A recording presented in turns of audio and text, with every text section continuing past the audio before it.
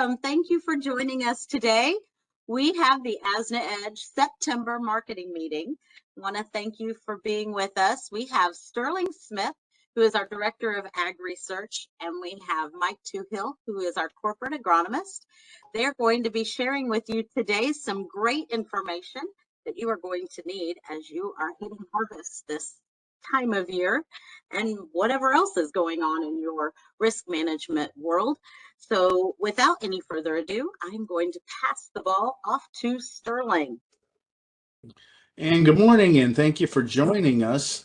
And a lot of things to talk about this morning, and we're going to talk a lot about the global economy and the global macro situation. We just went over the grain balance sheets with the WASDE on Monday, and it was, the surprise was the soybean, seeing that big yield cut. That was a surprise to everyone except the great Mike Toohill, who pretty much hit it right on the button. And we're going to be entering another period of volatility with the grain markets. Corn harvest is happening. We're just now started. We're maybe 3 or 4% harvested. And we're going to probably see some uneven results, and things are not going to be maybe as rosy as far as yields go as people are looking for. We have good grain prices right now. We have, December corn at 6.85 and a quarter, up 4 cents. We're getting rid of yesterday's losses. There is, while it's not completely a done deal, it looks like the rail strike is going to be avoided, and that is obviously, for this time of year, a very good thing, and given the total state of the economy, a very good thing. We have another report coming out at the end of the month with quarterly stocks. That may or may not be such a big deal, but you need to sign up and join this report because we're probably going to have a lot better ideas about harvest, and we're looking at some pretty serious volatility coming in here, and we could potentially see new highs for the year with corn and soybeans, but we don't know which one's going to be the leader, and the world is, in a state of flux. So make sure to pay attention. If you haven't taken some action, watch your local basis closely. There may be, this is a pretty good time for opportunities with corn north of 650. So first thing, I want to, there we go. The daily market call, as you probably all know, went away a couple of months ago. We have 3 daily podcasts that you can sign up for that are the replacement for this, and this is a big improvement. One, the phone call had some sound issues. It also had some pretty serious time constraints on it. The podcast is really easy to use, and once you get signed up for it, it's a piece of cake. We have the links available. These are on the DMO every day. Just feel free to sign up, and you will find this to be a lot better situation. You get one in the morning. You now get a full market rep in the afternoon. And for those of you who are interested in livestock, in the mornings, we do some livestock coverage. So if you're not getting those, make sure you're signed up for those and have everyone signed up. It's very easy to use, and you'll find it quite beneficial. First thing we're going to talk about is the global economic situation. About 10 minutes ago, an alert popped up on my screen on my other computer saying that the houses in the United Kingdom all may have to do without power for 2 hours because they're having trouble generating electricity. Now, that doesn't really affect us here in the U.S. Well, yes, it does, because that affects the price of natural gas, and that affects input prices. 2, we're starting to see increasing risks for a global recession, and in many countries, we are probably already in some form of a recession. It doesn't look like what it looked like in 2008 with the great financial crisis. This does not look like the flash recession we had back in 2001 post 9/11. It's going to be different. You're going to see more of a rolling business slowdown where it's going to be whack-a-mole, where one part of the economy does well and the other part goes down. Part of this is we're enduring another energy shock. Energy prices in Europe have gone up enormously. They've gone up here in the United States. This is something that we probably need to be prepared for more of. And what that means is you can see changing consumer demand. Things like credit are getting harder to get. You're going to pay more and get less. We're seeing, like Christy mentioned, seeing CD rates down in southern Illinois, you know, paying over 3.5%. We haven't seen that here, but when you look at the T-bill market and things of that sort, we're starting to see interest rates move up, and they're going to stay higher for longer, and that means slower economic activity. Right now, Eurozone inflation is running around 9% as a mixed average, and there's a lot of variance in the Eurozone. The economy in Italy is not what it is in France and Germany, and it's not like the United Kingdom. So in other areas in the United Kingdom, we're looking at inflation possibly running as high as 20%. Last week, the ECB raised interest rates 0.75%. That was their biggest hike that they had ever done. We have a Fed meeting next week, and most likely they are going to raise it 75 basis points here. Again, there is a chance that they could raise it 100. That probably won't happen because that would cause even further disruption in the credit markets. But we are looking at a situation where interest rates are going to continue to move higher.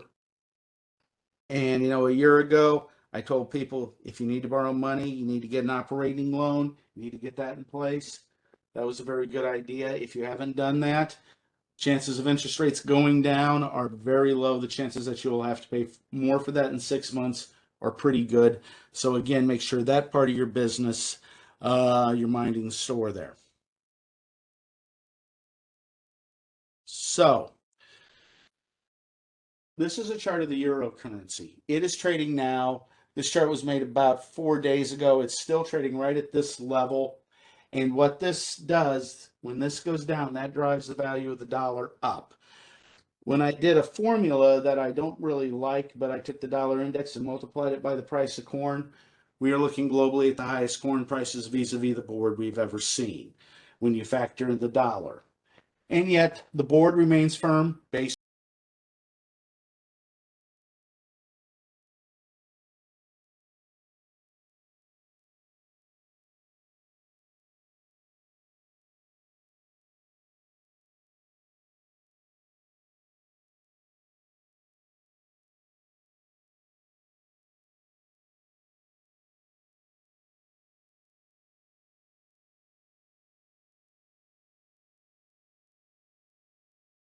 So again, the problems in the world are going to affect us right on Main Street here in the US. And if this continues to trade below parity or move back towards the lows we saw, you know, back in 2001, the dollar will continue to move higher. This is a GDP chart of China, and as you can see, we had our pandemic drop, our sudden recovery.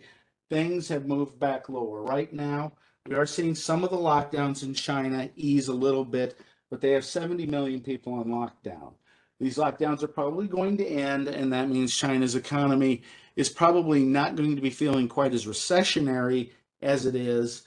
But what that also means is higher energy prices. That will send the price of oil higher. We are doing a little better today. We're down a couple dollars a barrel because of the rail strike, but nonetheless, oil prices are going to stay elevated. Something else happened in the oil market this week that is significant. The Biden administration came out and said that they are going to try and buy crude oil when it's around $80 a barrel to refill the strategic reserve. While I appreciate transparency in government, and it's good that they let us know what's going on, the bad news with that is if you're an oil trader, you just got a free put option. You know that you have a major buyer that's going to be willing to step in at around $80 a barrel. So if you feel the need that you have to buy oil, you're a railroad, you're an airline, whoever, or you're a hedge fund, more importantly, if you know you've got a floor at $80 a barrel, the chances of oil going below $80 a barrel are pretty low. And along with this, what that does, when we have a problem, that's when commodity prices go up. When you have a shortage of supply, that means if we have any upset in the oil supply, funds are going to be willing to be very aggressive about buying, and that can push prices back up. So again, if you're locking in input costs, we have an interesting window right now with diesel fuel. It's down to $3.20 a gallon, and we've dropped a good solid 40 cents. If you need to lock it in, this is a pretty good area. We could go lower, but again, that market is getting awfully oversold, and we could snap higher.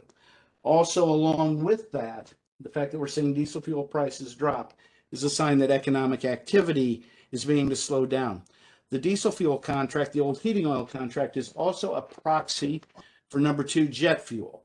And the airlines are reporting a big drop off in bookings. The revenge travel is over, summer's over, and business travel is not coming back like it used to. So that's creating a nice little window right now for diesel prices. As far as gasoline goes, we continue to go lower. How much lower is kind of a question mark. And we may be, we've been down, like 80 days in a row. That's not going to continue. This is good and bad. This is a chart of the Chinese currency. When this goes up, it means it weakens against the dollar. And the good news is, well, when I talk about input costs, we import a lot of nitrogen there. The bad news is we export a lot of soybeans, and with this currency getting weaker, those soybeans are getting expensive. I don't know that this is necessarily going to get in the way of Chinese imports, but the USDA did cut their export ideas for corn and soybeans on the last WASDE, and this could be a minor hurdle. In Japan, GDP is fairly steady. Things, when they get bad, they get bad. When they get good, they don't really get that good. For wheat exporters into Japan, I don't expect to see any big changes there. Their economy has changed considerably over the last 15 years. So as far as Asia, Japan will probably be more of the steady eddy. Moving on to the U.S., inflation is the number one problem. On Tuesday, we got a CPI report, and it showed that inflation improved in some areas. You know where it improved? Lower energy prices. You know where it didn't improve and actually got a little worse? Everything else. So that means the Fed is going to continue to be aggressive about raising interest rates. One of the problems are labor shortages. Why can we not get people back to work? Well, the pandemic kind of hit the fast forward button on a lot of things. A lot of people's plans changed. We had more retirees. The demographics with an aging nation are such that these labor shortages are not going to go away anytime soon. We also have a problem that productivity has dropped, meaning how much work we get out of each unit of labor has gone down. And that's something where companies are going to start investing in technology to help alleviate these labor shortages. You go into a restaurant and there's fewer employees and you have to do it yourself, or if you go to the Walmart, you have to bag it yourself. This is something that's probably not ever going to go away due to changing demographics. Right now, inflation is different from what it was in the 1970s. In the 70s, we had an energy shock that started it. Along with that, we went off the gold standard. Along with that, we had social changes in this country where a lot more people started working, so more money flew into the economy, and that created the inflation. Then the inflation became, for lack of a better word, institutionalized, meaning when you start making your business plans for next year. When I was at Bloomberg this time of year, I had to formulate a business plan and show how I'm going to make money, how I'm going to make more money, and what I'm going to do. If I have to factor inflation into that, that becomes part of the equation. And the Fed wants to avoid this at all costs because that's what will lead to prolonged inflation, meaning instead of this being transitory, this will be something that could go on well into the future. And they really want to avoid that because we have some caps and things on what they can do with interest rates. The post-pandemic economy, just like the economy, if you look back into the 1920s, it's going to change. We're not ever going to see 2019 again. If you read the Friday wrap-up, I check and see how many people are flying every week when I'm analyzing the energy markets. It's going to be a long time before we start setting new records for flights. The business traveler, like I was in my previous life, I'm not there anymore. When I go to the airport, I don't see the same people that I saw 3 years ago. And it's going to be a long time before that comes back because companies have figured out we can do things virtually and be just as effective, if not more efficient, doing that. So that's going to be one of the big changes we're going to see. Hey, Sterling. Yes? We just had a comment come into our chat. I wanted to share that. you and with the group, actually. Somebody said they just read that 10,000 baby boomers are retiring daily in the U.S., and that has to add to the labor shortage. Mhm. Wouldn't you Yeah, agree? that is absolutely correct. That is the big demographic issue. I read a study from the University of Wisconsin, and as baby boomers feel more confident about retiring, that is going to, well, one, it's going to create new job opportunities up the food chain. Mhm. That's a good thing. At the same token, that's going to shrink the labor pool at the bottom chain in those, what I call practical jobs, working at the McDonald's and everything like that. That part of the labor market is going to get tighter and tighter, and we're going to begin to see those differences, in our everyday transactions. So that is a problem that isn't going to go away until we fix the immigration situation, and that's something that's going to add to labor shortages. Right now, it's causing inflation and a drop in productivity. Eventually, we're going to have to invent our way out of that. Now, this is a chart of inflation going all the way back to 1915. We had big inflation right around World War I. We had supply disruptions, um, and that was one thing that caused it. Then we had the Spanish flu pandemic, and everything fell apart just like it did this time around. And then we saw a new batch of inflation. You had obviously a drop in inflation with the Depression. After that, we had World War II, which again, supply disruptions, those sorts of things cause inflation. Then things, eventually we worked our way out of it, and we had this lovely golden period that led into the 70s. And you can see here we had not the really bad inflation like we had earlier, but we had a very long and extended period. This runs from 1970 all the way through the early 80s where we had heightened inflation. Then post 1982, 83, inflation was extremely tame. There's people who criticize the Federal Reserve, but looking at this chart, it looks like to me they did a pretty good job. We had a bout of deflation with the great financial crisis, and the edge of the chart is where we are right now. So for most of us in our business careers, this is the first time we're ever dealing with inflation. For most of us as mature, full consumers, this is the first time we're dealing with inflation.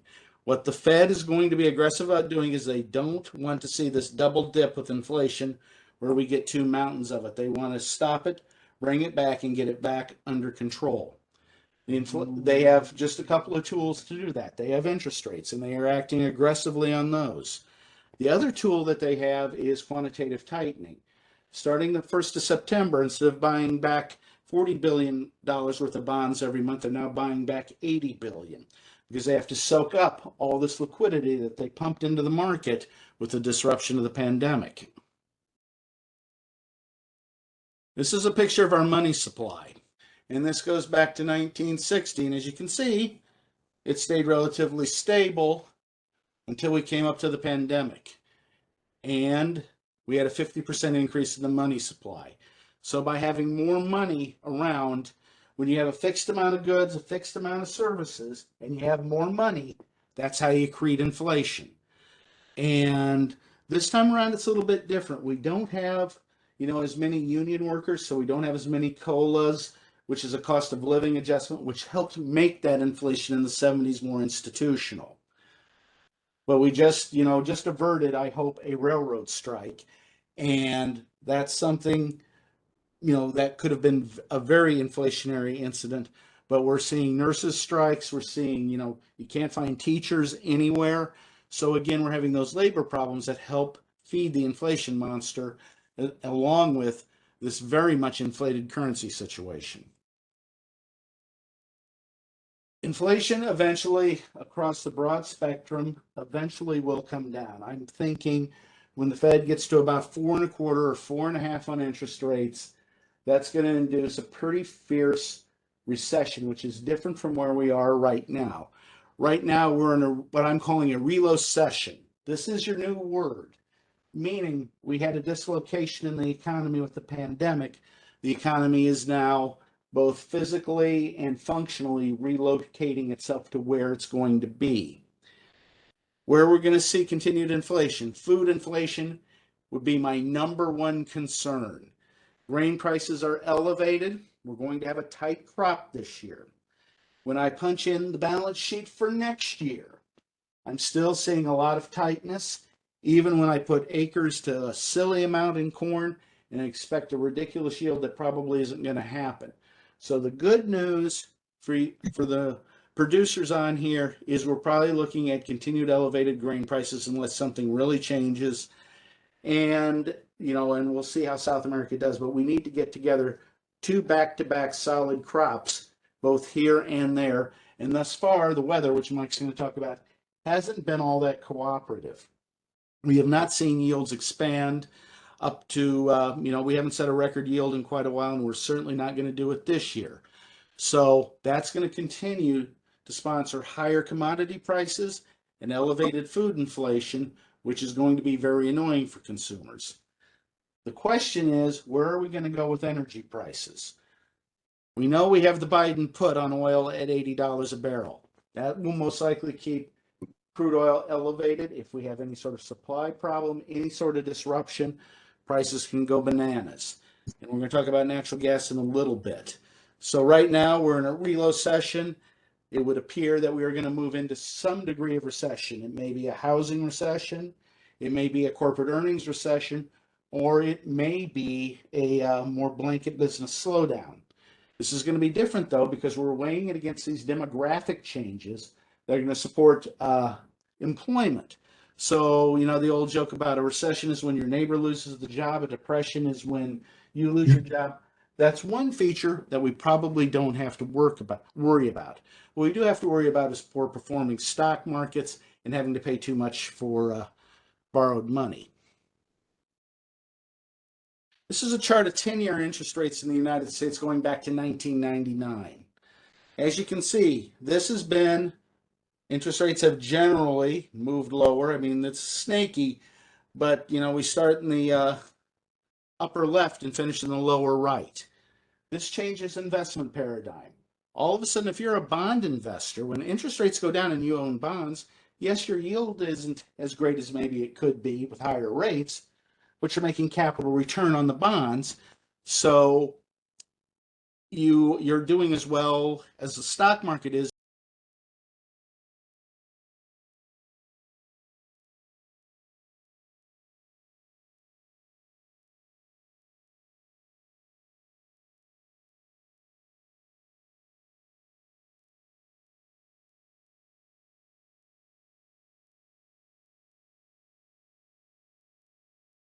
The deglobalization to a certain extent that we're seeing, where we're going to be onshoring, we're going to be making more microchips in this country. Each country is going to become a little more self-sufficient from the lessons we learned from the pandemic. So while I'm not terribly friendly on the stock market right here, right now, today, and probably not really for 2023, I think by the time we get out to 24 and 25, we may have a lower stock market than where we are right now. But we may have some great potential coming into the market not that far down the road in terms of longer history. This is how much money just the federal government owes the world. $31 trillion. Now, why does this matter? This matters because this keeps a cap on how high the Fed can raise interest rates. If you look back into the mid-70s, well, the number on this chart is almost zero. When they raise rates, that raises the cost of servicing the debt for the federal government. But it also means every state, municipality, every municipal bond is going to be issued at a higher price, and that hurts debt service across the country. So at some point here, they're going to have to hit a wall. And when that happens, hopefully we've shaken off the inflation. If not, the inflation may prove to be a sticky annoyance, and we get back to that institutionalized inflation, which is what we want to avoid. So we are in a bit of a quandary right at the moment. Okay, rates are going to stay higher for longer. We've seen a lot of V recoveries over the last 15 years where rates go up and then the Fed takes them right back down. Unless inflation really abates or the economy really goes into the dumper, they're probably not going to be too quick about taking things back in. They want to make sure they exterminate the inflation. So rates staying.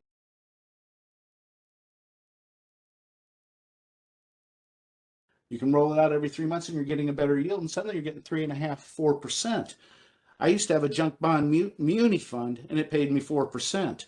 That's getting back to that level and will probably go higher. So that's, in a way, it's good as we have these baby boomers retiring. If they can come in and get fixed income at better rates, that will help stabilize the economy as we continue to go through this relocation. And here's our dear little nemesis, crude oil. And as you can see, prices are elevated. This chart was made, we were at $83 a barrel. This morning we're at about $86 a barrel. We can expect this, $80 is the line in the sand that the government's put there. I would be surprised to see it trade much below $80. If it does, that's going to be an indication that we're seeing a big drop in demand. And if we get China back online, that will push it higher. But if we see it dropping below $80 a barrel, that could be an indicator that we're going to see more recessionary activity and more consumer adjustment. Okay, natural gas. When I first got into the commodity business, I was told not to trade natural gas under any circumstances, that it was a good way to go broke. Guess what? It still is. However, natural gas's role in the world has changed, and it generates electricity. Manufacturing, I don't need to tell everybody on this call about this, but obviously fertilizer costs. Natural gas went up 10% yesterday on fears of this railroad strike, because the idea that we're not going to be able to have any coal deliveries, or coal deliveries are going to be a problem, means we're going to generate more electricity from natural gas. That theme of generating more electricity from natural gas is not going to change. It is going to become more intense. In states like California, they're going to be requiring all new cars to be sold to be electric cars. When I was looking at getting a rental car in Fresno, I had the option of renting an electric Tesla for a small fortune, which is something I had never seen before. So the concept of the electric vehicle, California kind of rules the roost here, because when California decides something, all my friends back in New York and Massachusetts and up in the Northeast Corridor decide the same thing.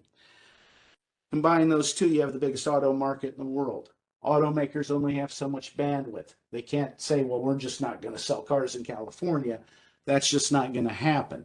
So natural gas is going to become much more important, along with other types of renewable energy, but the infrastructure build out on that and stabilizing the power grid are some challenges that we have.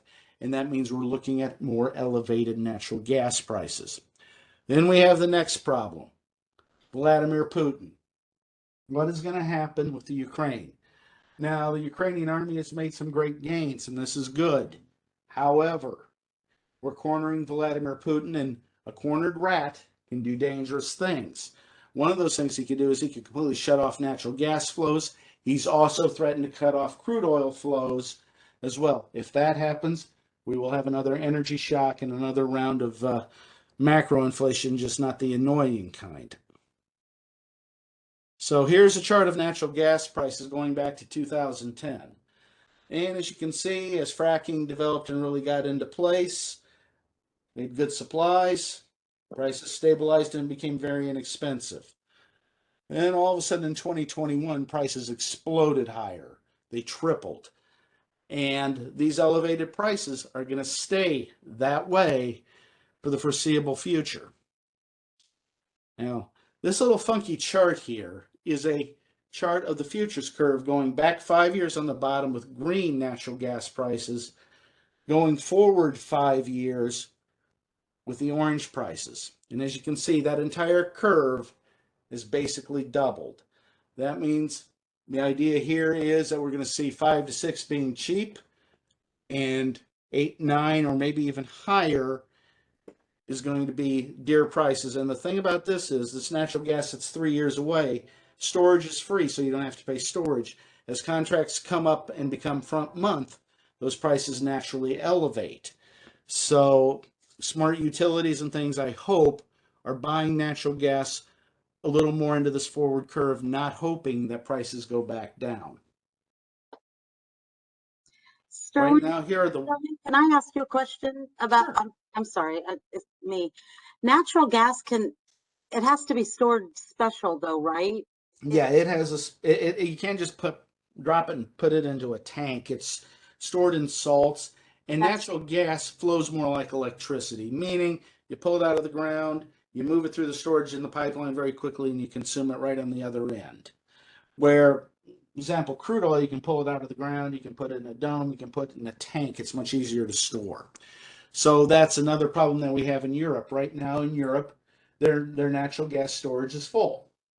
And that's easing their shocking prices for now.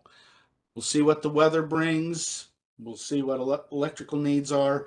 But again, it's going to be a very rough winter in Europe, and that's going to have some definite pronounced effects on the global economy.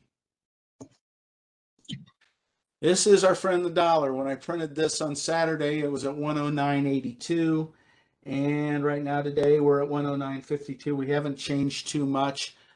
The dollar started to ease a little bit. Then we had our little stock market to do on Tuesday, and it shot right back up. When we enter a risk-off situation, meaning global worries, interest rates spike in the U.S., if we see stock market problems, very often the dollar goes higher. This is going to be something we have to contend with, and this is something that can hamper grain prices. By the same token, if we see situations ease and the dollar comes back off and interest rates start to move down, the dollar will go down, which for board prices and local situations here in the US could prove to be supportive, meaning we will put some of those exports back into those very tight balance sheets, and those balance sheets will tighten up. Talk about input costs. Now, I'm not a farmer. I've worked on farms, I've done farming, I've studied agriculture, but I live in a suburb of Omaha. I don't go out and buy these chemicals, so I'm going to have Mike talk about this a little bit.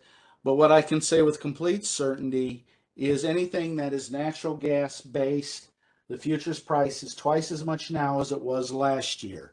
If you're using things that are based on natural gas, it's going to be more expensive. This may be offset a little bit by some improvements in the supply chain and things of that. But generally speaking, the base component is going to be higher. As you can see, China is the biggest producer, followed by the US and India. Russia is the number 4 producer. Looking at some ammonium nitrate prices in California, as you can see, they're quite elevated from what they were in 2015, and certainly much elevated from the 2020 lows, trading about 3 times as much. I don't see there being a lot of room for relief here. Risks are definitely tilted to the upside. So when you're doing your budget, my favorite words are, we got done early and we came in under budget. I never could work for the government. But what I'm telling y'all is budget for higher prices. If not, if they don't get up there, you're going to be happy. If they did, you're going to be glad you planned ahead and looked around the corner. Mm-hmm. And again, prices in California across all of these items, much elevated. I don't know that we're necessarily going to get back to those very old highs, but there's not a lot of room for downside here. And as you can see, prices have eased a little bit in China, and that's good. And some of that may be more of a seasonal effect from an inflated market and some recessionary behavior there. So, bottom line on fertilizer costs. I worked with a lot of European friends and talked to them. A number of their fertilizer plants have had to shut down due to a lack of natural gas, due to a lack of electricity at all. They produce about 10% globally in the EU, not counting Russia or the Ukraine. So, people who I know farm in France and people who trade those grains, we're getting clear reports with the winter wheat crop going in that fertilizer is hard to come by and it is expensive. So what that means is we are going to be looking again at yields that are probably going to be a bit tighter. Russia is the largest exporter of nitrogen, and that has all kinds of special political risks coming. While they're not the largest producer, again, how Vladimir Putin reacts to, hey, I'm not winning this war, and how he behaves could create some problems. We are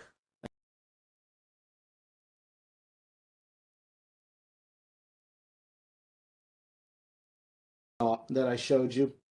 It's actually becoming cheaper for us to buy things in China. So that will help alleviate the situation a little bit, but it's not going to fix the natural gas prices. Right now, domestic natural gas prices are 33% higher than last year, and maybe a little higher than that. We're 121% of the 5-year average. This is not going to improve anytime soon unless we see a change in the global situation, particularly vis-a-vis Vladimir Putin, or if we see a big change in U.S. energy policy, neither of which I would, bet a nickel on. Nebraska has a better chance of winning on Saturday against Oklahoma with the new coach than these going down. So expect costs to be higher for longer. And that, on that, I'm sorry the news is bad, but it's better to talk about and be aware of the bad news and what hurdles we're going to have to face than hoping that it gets better, because hope is not a very good business plan. No, I would agree with you, Sterling, on that. Hope is definitely not a plan. I do have a question though before we pass this ball officially on to Mike. Of course, I took a couple notes. You always amaze me with all your information because you know so much. First of all, I love your word relocation. Relocation. We need to try and get that to go viral. That goes along with its twin, junkflation. Junkflation is when you go buy something or a service and it's junk, meaning you can't get room service in the hotel. The airline leaves you stranded. Your whatever product you get, well, it's not quite as good as it used to be because they can't get the microchip. That's junkflation, and we're still experiencing that as well. Well, I will work on making your words go viral. I think that those are good, and we will definitely be promoting the September 30th event, and I will talk about that more also before we end today. But the other thing I thought was so interesting is that we owe the world $31 trillion. Well, that's how much debt the government has outstanding. We owe some of it to China. We owe some of it to the Japanese. We owe some of it to Harvard University. Whoever's a bondholder, that's how much debt we have floating around right now. So I assume though, and I probably not the right word, people probably owe us too. I mean, you can buy foreign bonds, but for example, European bonds, German bonds, right now stopped yielding zero. They were actually negative interest rates. And right now they're yielding about 1%. So there's not a lot of demand for those. So yeah, there is some foreign bond ownership, but at this point where U.S. rates are, there is no reason really to go out and buy a bunch of German bonds. okay. There's a chance they could put rates back negative and you could make some money on the capital bounce, but that seems like way too much trouble, and I'd have to pay the accountant to figure it out anyway, and that'd probably kill any gains made. Wow. Okay. That is just a lot. Well, think about it this way. On 31 trillion, we'll just make the math easy, call it 30 trillion. If you raise interest rates 1%, that raises the debt service $300 billion. Mm-hmm. And that's something where right now receipts for the government and tax receipts are very good. They're hitting record levels. So higher interest rates aren't a factor for increasing the deficit or having trouble servicing the debt. But if we were to see unemployment go from where we're at right now, say it goes to 7 or 8%, all of a sudden those tax receipts are going to get a lot tighter. And that's where we start to see, a crowding out effect with paying off the debt, or at least paying the interest on the debt, paying it off. That's another thing that won't be happening. So, Oh, I'm just still gone on that number. I think that's just a lot. Okay. So if you guys have any questions, please feel free to put that in the chat. there was a lot of information in there. I mean, really, Sterling provided a lot, and he does have so much. He's just a wealth of information for us. I don't know if you really realize how valuable his information is. And if you missed our WASD on Monday, shame on you, because all through that WASD, as those numbers were coming in, we kept getting flashes because Sterling was like #1 in the nation and #4 in the nation, because he was like top 10 in everything, because he was like, he got all the numbers right. So shame on you for missing that. He's on Well, top of the game. these reports keep bringing surprises. And the big surprise this was the soybeans. Everybody was watching the corn market. That's where we were looking for the surprise. But that cut in bean yields was, whoa, where did that come from? That just came right out of left field for what the market was working. And that's why beans they weren't limit up, but they were, 70 cents higher. Mhm. Yeah, honestly, that's probably the only reason why he wasn't #1 in that, but he was #1. Actually, I was #1 in soybeans. Oh, that was where he was #1. Here's the thing: when I look at these, I put a lot of effort into it. I was #1 for the wrong reasons, meaning I got the final total right, but the inside of my balance sheet was wrong. So thank dumb luck. Common Wheat, core I was math. #1 because they didn't change anything, and I knew they wouldn't, because they don't usually change wheat on that report.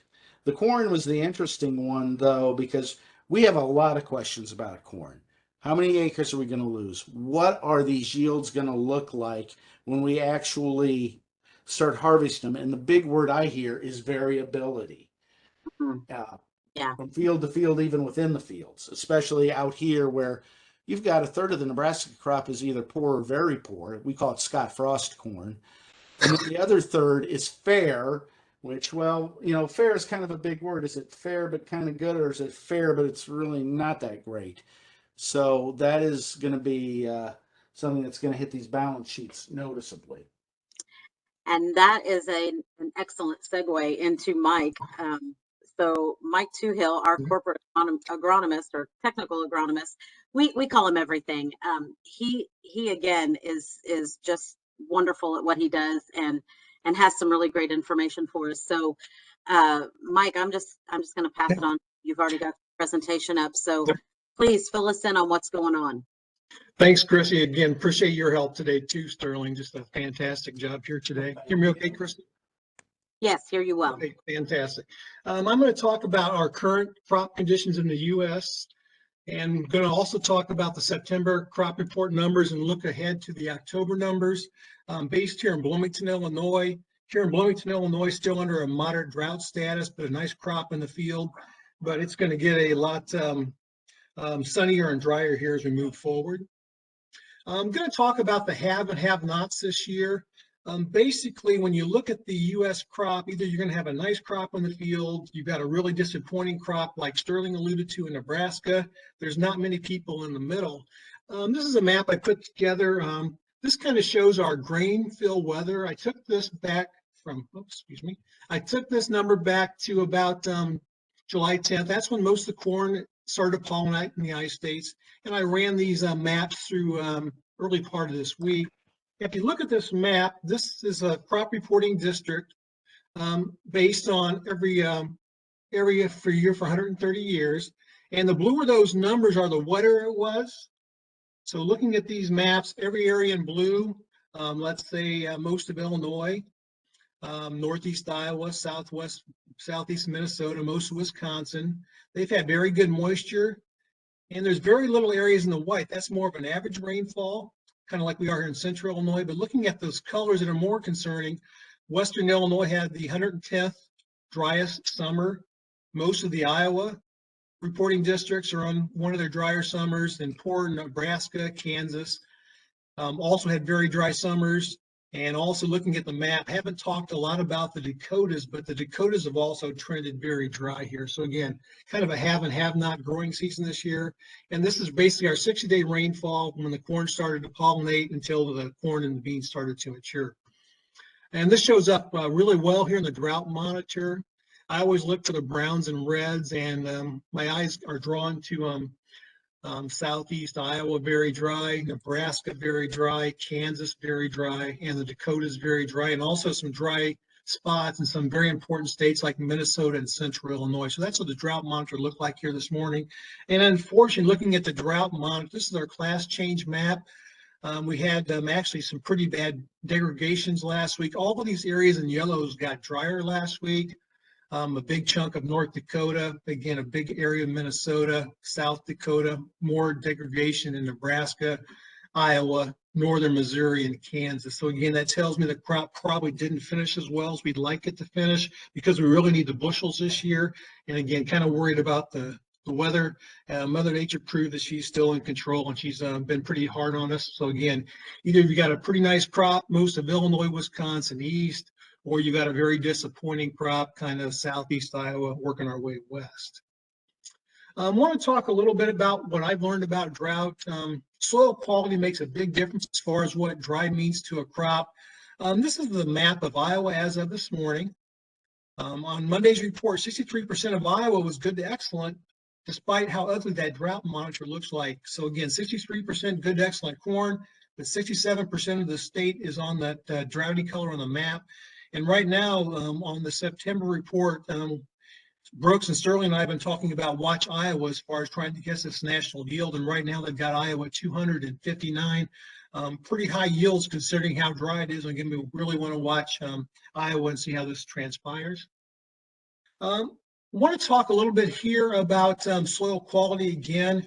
The upper pictures are when Brooks, Sterling, and I were in Nebraska in mid-August. They weren't even showing up on the drought map, but look how dry that grass was where Brooks was talking to a customer and an agent. And also look how bad those soybeans looked. And that area has gotten a lot worse since mid-August. But down on our farm in McLean County, we've been under moderate drought in August, and look how good the corn looks on our farm. So again, soil quality makes a big difference in trying to figure out these yields and also the drought status. I want to talk a little bit more about the power of timely rains. The Illinois corn crop looked horrible in mid-June. We were dry, burning up. My brother said this cornfield never unrolled one night. But we got some nice rains coming through in late June that saved our crop. We got a few timely rains in July, just a couple half-inch rains made a big difference. We've got 4 inches of crop finishing rains, and unless a big wind wrecks our crop, it looks like that field will go 250 bushels per acre. So again, kind of a have or have not year. And like Sterling talked about, how are we going to sort all this out with all the variability from field to field and state to state? I think everybody's heard about this situation.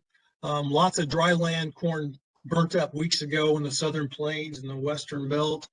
Kind of the worst area is non-irrigated. Nebraska got hit hard, Kansas hard, and also, although Missouri looks a little bit better on our 60-day rainfall map, a lot of damage was done in Missouri, Kentucky, Tennessee prior to the late rains. What are we hearing as far as dry land yields in Nebraska, Kansas, and Texas? Very low yielding, the ones that have been cut, the ones that weren't chopped for silage. And one thing too, we've got to factor in, when we had a lot of heat this summer, and most of the irrigated corn in Texas and the Delta and getting into some in Nebraska is off 10, 15, 20, 30, 40 bushels just due to heat. So again, that western crop is not coming out very well, but kind of as expected. I want to talk about this one a little bit too. If you looked at my earlier map, the have and have not maps, most of Kentucky's in pretty good shape, in Tennessee, southern Missouri. Probably going to help their beans a lot, but a lot of that rain came too late to help the corn crop. There was a lot of heat and pollination issues, and Brooks ran into a little bit in his backyard in southeast Illinois. So again, a lot of that damage was done already. Kind of the estimates are about 450 million bushels of lost corn in the plains. That number could even get a little bit higher, kind of what I'm hearing. But before I get everybody bulled up here, there's some monster corn in parts of Illinois, Minnesota. Again, pretty nice crops in northeast Iowa, despite what the drought map looks like. I'll be up in Wisconsin next week. I think they've got a nice crop coming. Ohio's got some good corn in parts of Indiana. So again, we've got some really bad have-nots, and we've got some really good corn in the have areas. Again, the corn I'm standing in is on our farm. abnormally dry conditions. And I took that picture. I think we were still under moderate drought. So again, very good crops despite what the drought map looks like. I've got some good news if anybody's on the webinar here from North Dakota, South Dakota, maybe central northern Minnesota. We've been pretty lucky with all that heat. It's actually driving that corn crop. I've got a growing degree calculation map. This is for an 88-day hybrid planted in Fargo on May 30th, and that corn is going to black layer next week. So there is no worry about frost. All that corn will make it to black layer.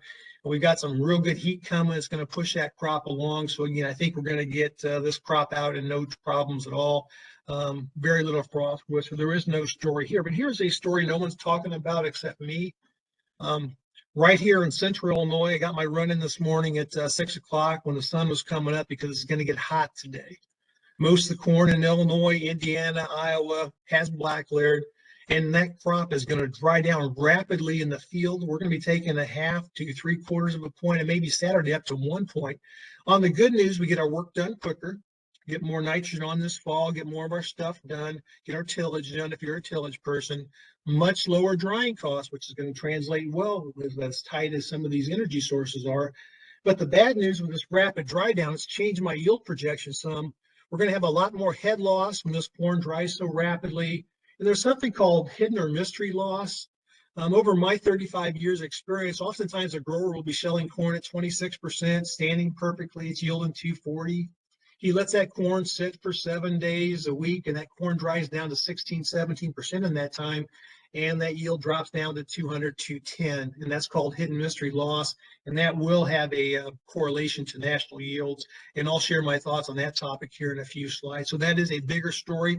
Wasn't so much worried about it until the forecast changed, but it looks like we're going to have a very hot into September, and that's good. We're going to get that corn dried down. The elevators won't get that big of a cut, but it will end up with less yield on the settlement sheets.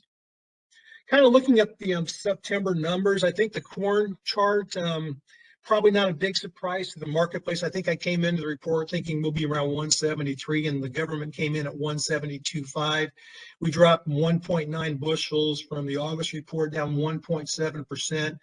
And some of those states in red and some of the lighter shades, more of a pinkish color, are down. Very few states actually went up in yield from August to September. Those would be Kentucky, looks like Colorado, also North Carolina. Most of the states went down. And again, kind of going back to what Sterling talked about, a lot of that Texas corn has already been shelled, been combined, and based on more harvest information, that Texas crop dropped all the way down to a 104. If you're trying to guess yield looking forward, I want you to really focus on Illinois. Right now, we've got Illinois at 204. I think that number is low. And also look at Iowa at 200. Those will be the two big states, and also probably Indiana looking at forward. States too high, in my opinion. I know Nebraska's got a high percentage of corn under irrigation, but a lot of those pivots were damaged earlier. A lot of farmers ran out of water where water restrictions are in place. I think the Nebraska 176 is too high.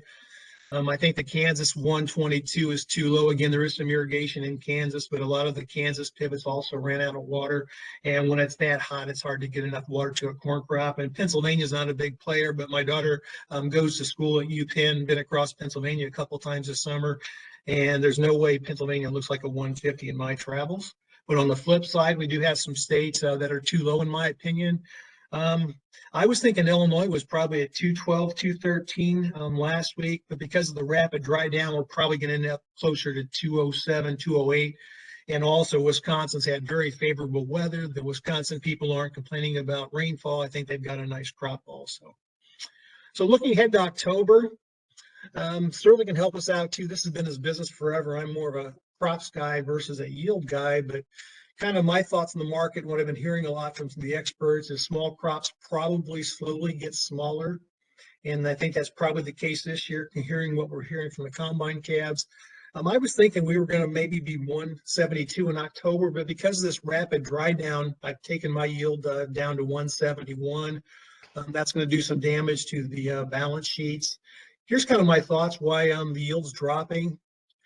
Just 0.5% head loss, and just 2.5% of that hidden mystery loss would take the current national average of 172.5 all the way down to 167.3. I don't think we go nearly that low in October.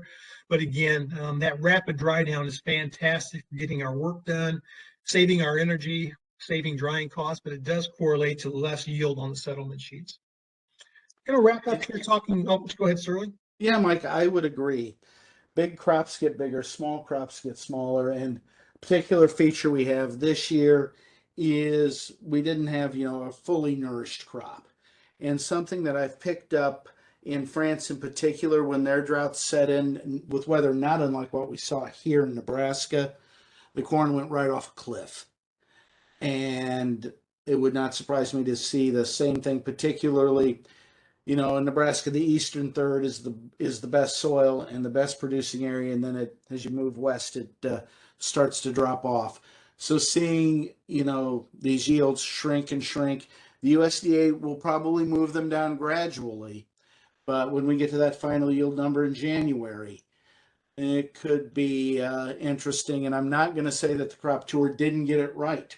They potentially could have. No, That agreed, 168 number. It could happen. So. Thanks, Joel. I appreciate your input as always on that. Going to talk about soybeans a little bit here also. This one's probably a little more concerning. Again, Sterling's job is to monitor our balance sheet, but this soybean thing can get a little bit scary in my opinion.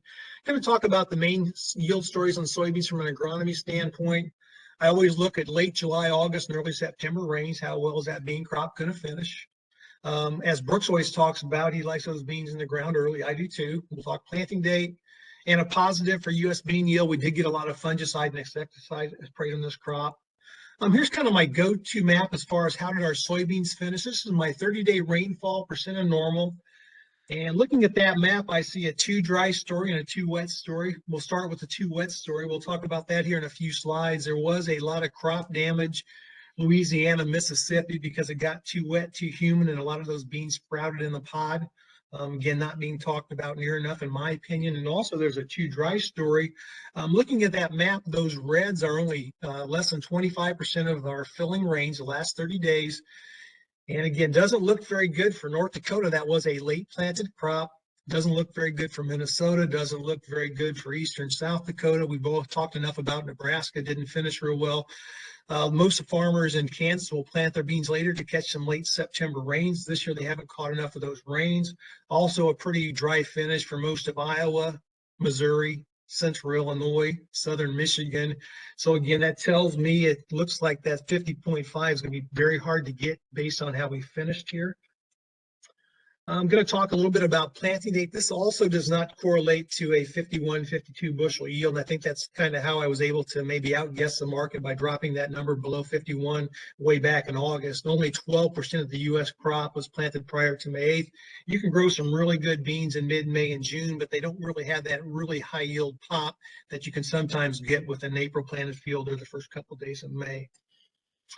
On the positive side, I think we had a record utilization of soybean insecticides sprayed on this crop, so that's going to help us. Some more help for the U.S. bean crop.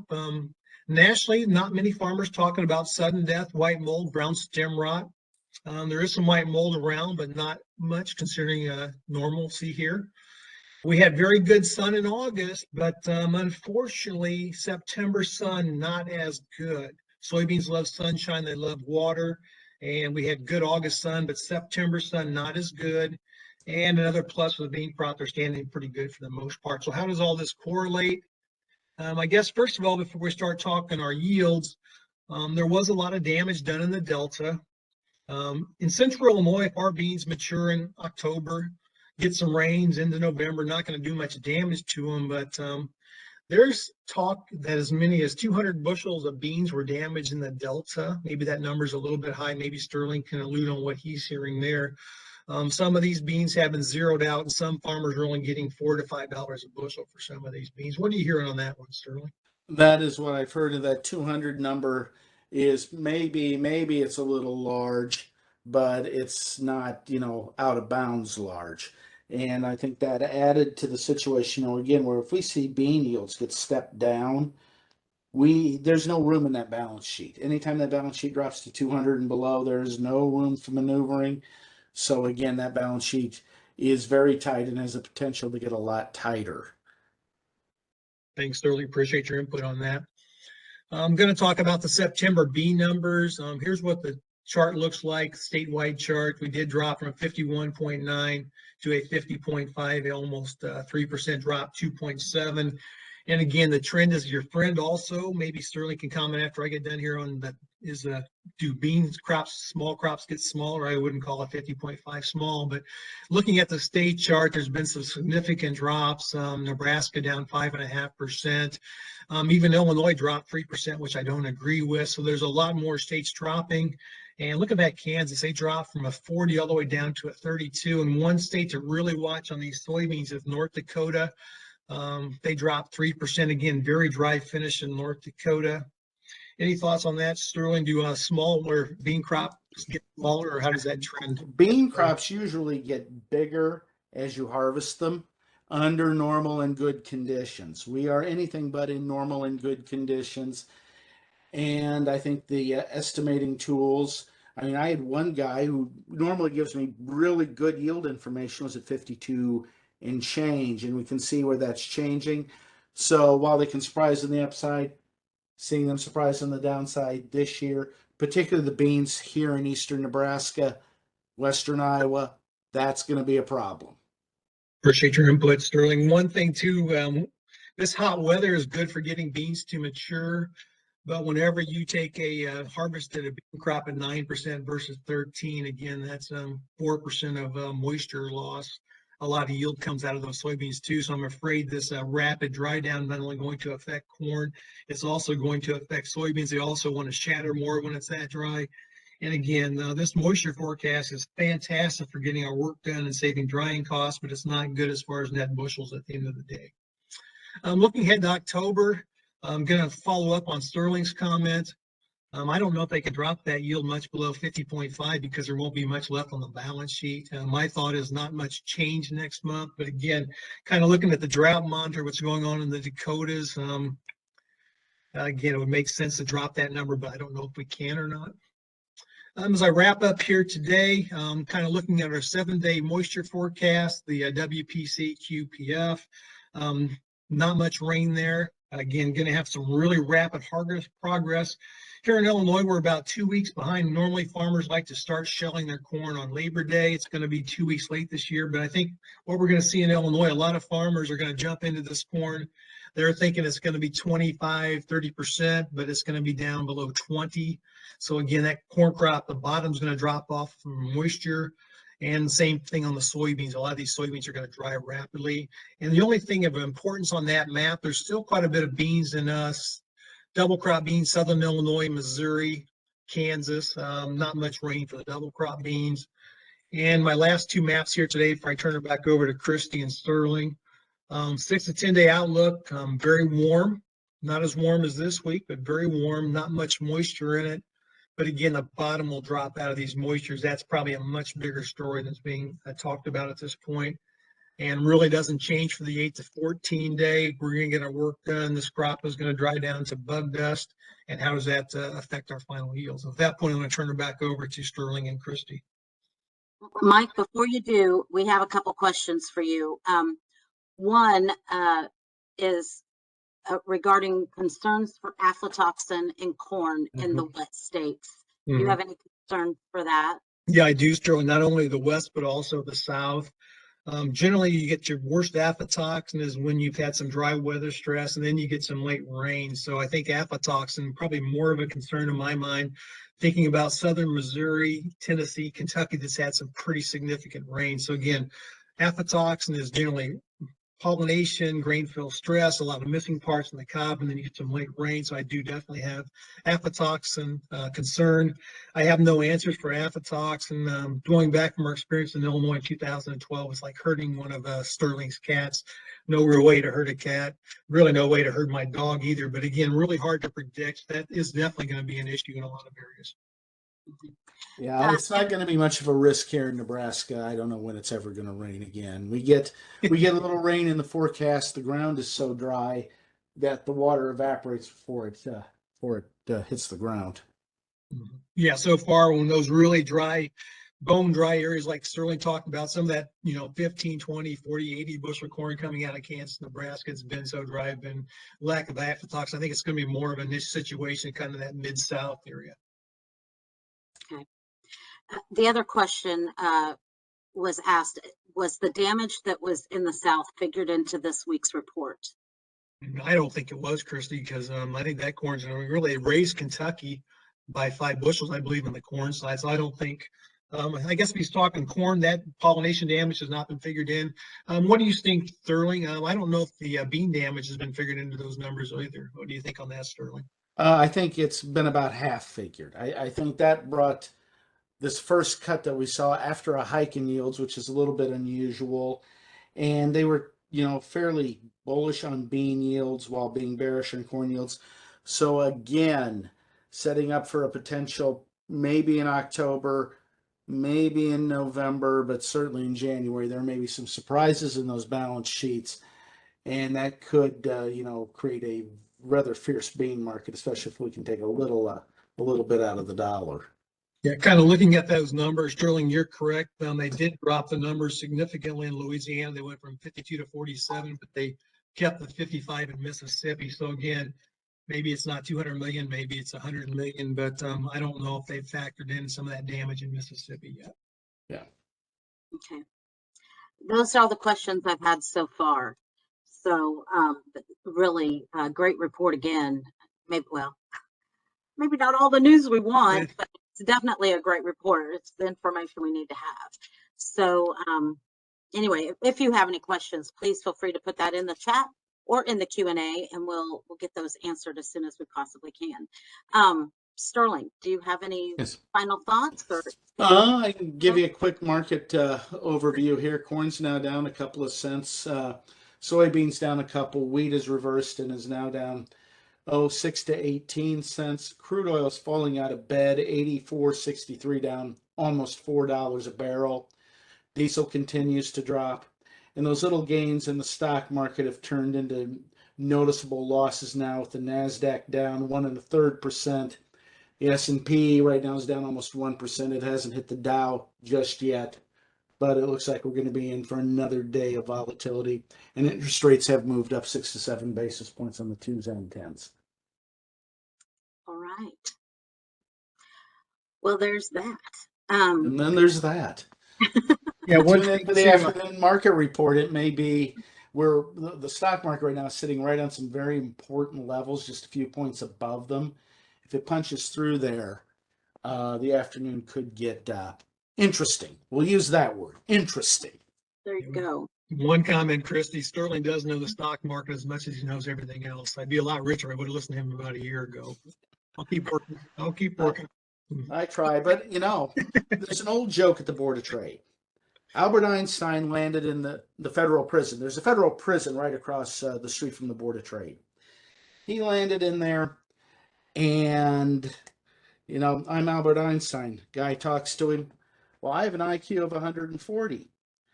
Well, that's great. We can talk about trading soybeans, because those are the smartest traders. Finally gets down to the interest rate guy, and he says, well, you're the dumbest guy in the room. So that's once you try and trade soybeans, everything else gets easier. There you go. Oh, goodness. Well, we do want to thank you all for being with us today. We have recorded today's session and do plan to have this in an upcoming daily market email. If you're not receiving that, please send an email to us at marketinginfo@sompointernational.com. We have put that in the chat, so make sure you send an email to us there, and we'll get you signed up for that. If you have any questions, go ahead and email that same email address, and we'll get those answered for you as soon as possible. We also encourage you to sign up for our podcast, because Sterling will fill you in on everything that's going on. He's just wonderful with that. And you've got a morning report and an afternoon report, as well as that livestock report. And you just don't want to miss that. And that the information he provides is, you just can't get that anywhere else. So, and he's in the top 10 in the country. I mean, you can't get any better than that. So thank you again so much for joining us today, and watch for the invitation to that September 30th report. I did put the link in our chat as well, so you can go ahead and register for that. That will also be in an upcoming Daily Market email where you can just go ahead and register, and on all of our social platforms. So thank you again. Have a wonderful, wonderful weekend. And we'll just see you all next time. Take care. Later. Later. See you. See you guys.